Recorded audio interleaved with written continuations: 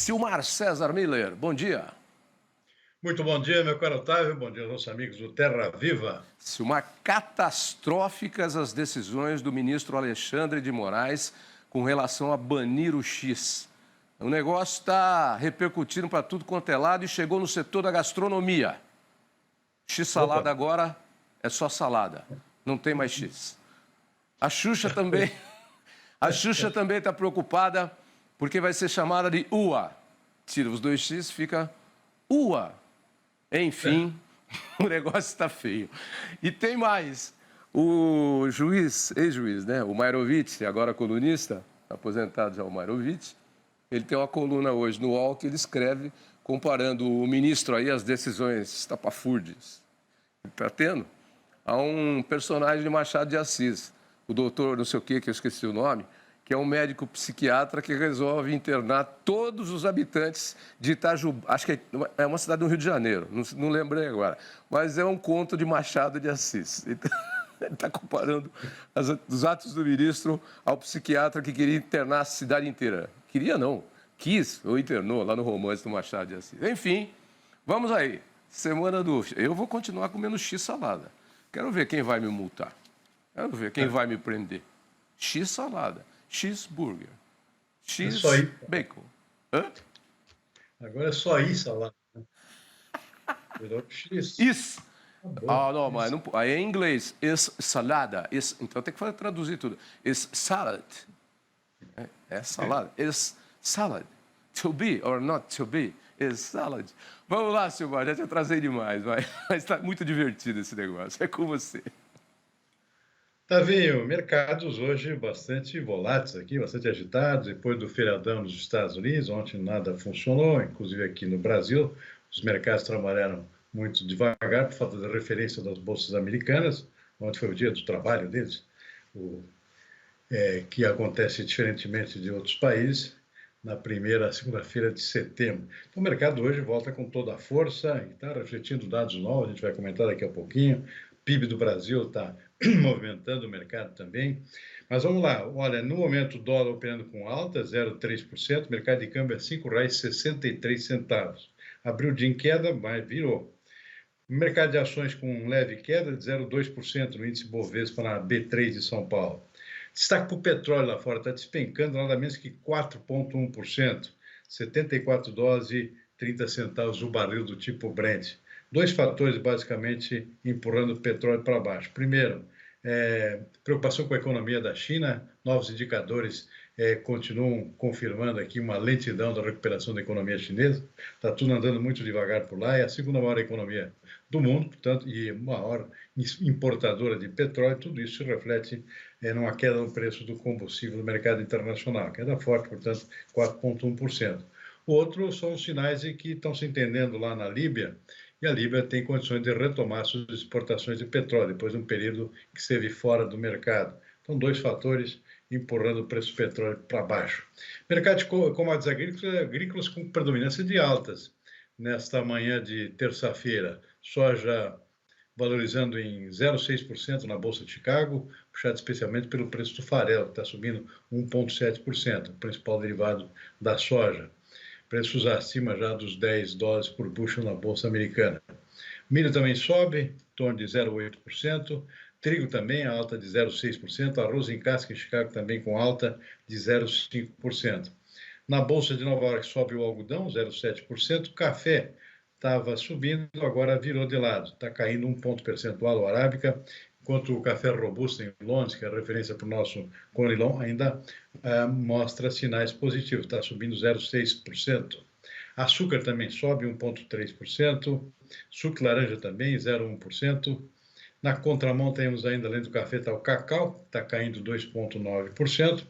E para finalizar, temos aqui o boi gordo do mercado futuro da B3, segue firme, está mostrando bastante firmeza nos últimos dias, está subindo 0,4%, contrato de outubro, que é a referência aqui para o pico da entre-safra brasileira, já batendo em quase R$ 255 a arroba, uma boa recuperação em relação aos meses anteriores. Está vindo?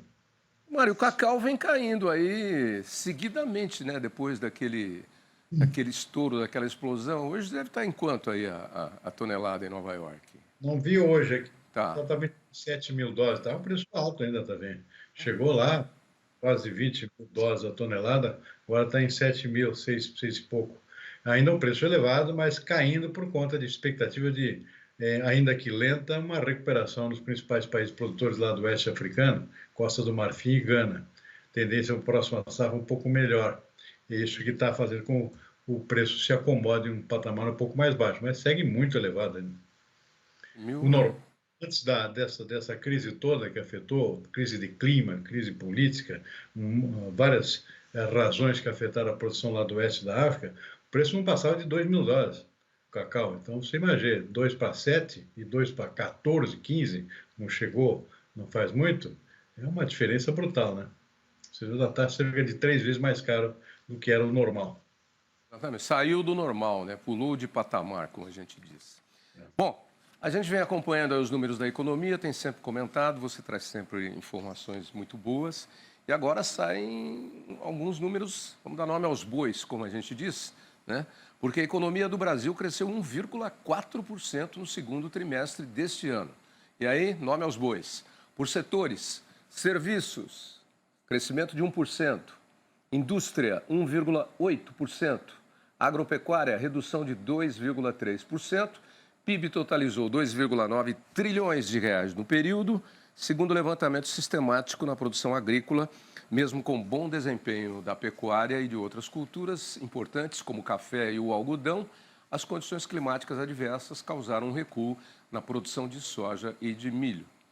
Ô, Silmar, mas eu estou enganado ou historicamente o segundo trimestre é sempre um trimestre meio para baixo do PIB do agronegócio? Sim, porque é época já de safra, né, de grãos, é mais o primeiro semestre, e depois outras culturas como café, principalmente, algodão, por exemplo, já no segundo semestre. Então, nesse segundo trimestre, o desempenho do agro normalmente é um pouco mais baixo. Mas esse ano está pior do que o normal. Agora, Davi, vamos por partes aqui, porque chamou atenção, surpreendeu muito positivamente esse crescimento do PIB de 1,4% no segundo trimestre, segundo os dados divulgados hoje pelo IBGE, veio bem acima da expectativa. A expectativa era em torno de 0,9%. Nós estamos falando em trilhões de reais, então qualquer 0,1% aqui faz diferença muito grande. Então, muito acima da expectativa, 1,4%. No acumulado dos últimos quatro trimestres, exatamente, ou seja, um ano, 2,5%. Isso já está superando a expectativa que se tem para o ano aqui. Possivelmente o pessoal vai ter que, o pessoal do Boletim Focus, Banco Central, está prevendo 2,4% de crescimento da economia para esse ano. Possivelmente vai ter que ser revisado no próximo boletim para perto de 3%. Está acima, a velocidade de recuperação da economia está bem acima do esperado, mesmo com essa queda do setor da agropecuária. A agropecuária caiu 2,3%, mas foi amplamente compensada aqui por um crescimento da área de serviços, que é um setor que está movimentando bastante a economia, depois no pós-pandemia, e a surpresa maior veio da indústria. A indústria que estava meio parada há alguns anos, está mostrando uma boa recuperação, crescendo 1,8% nesse segundo trimestre. Esse foi um dado positivo. Do lado da economia como um todo aqui, chama a atenção que esse crescimento vem apesar das enchentes no Rio Grande do Sul, que destruíram boa parte da economia gaúcha. Deu uma queda bastante expressiva do PIB gaúcho exatamente nesse segundo trimestre, foi o trimestre das enchentes, abril e maio, né?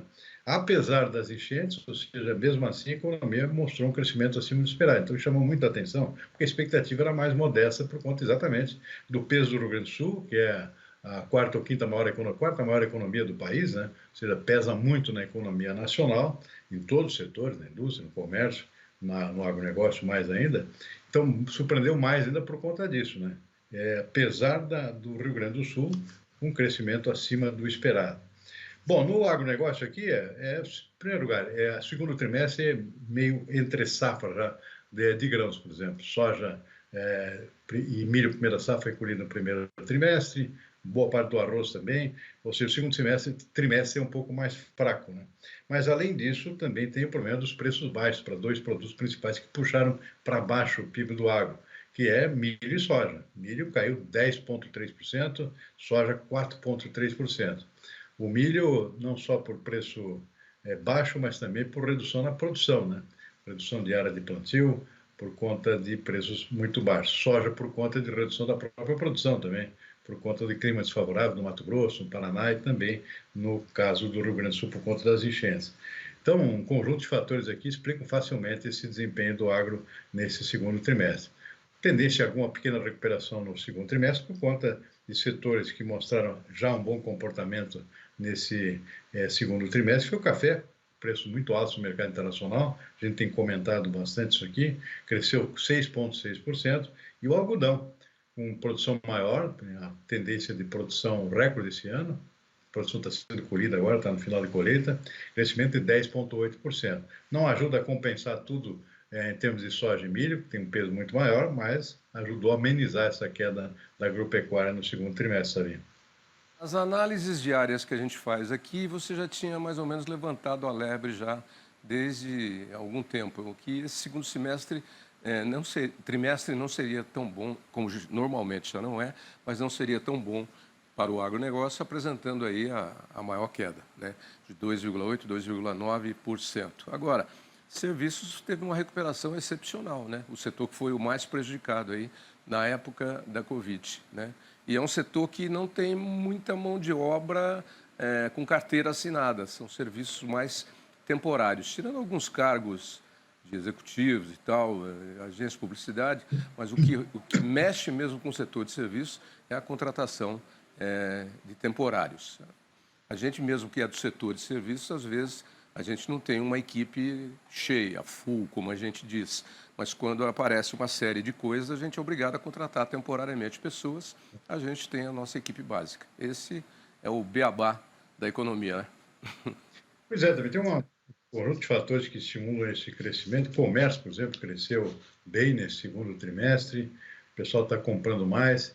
Tem a ver com um pouquinho de melhora de renda, aumento do salário mínimo acima da inflação, aposentadorias entrando, ajudando aqui nesse movimento comprador, que teve muito parado nos últimos anos, até por conta da pandemia, o pessoal se retraiu nas compras, ou seja, o comércio está ajudando a dar uma empurrada forte aqui.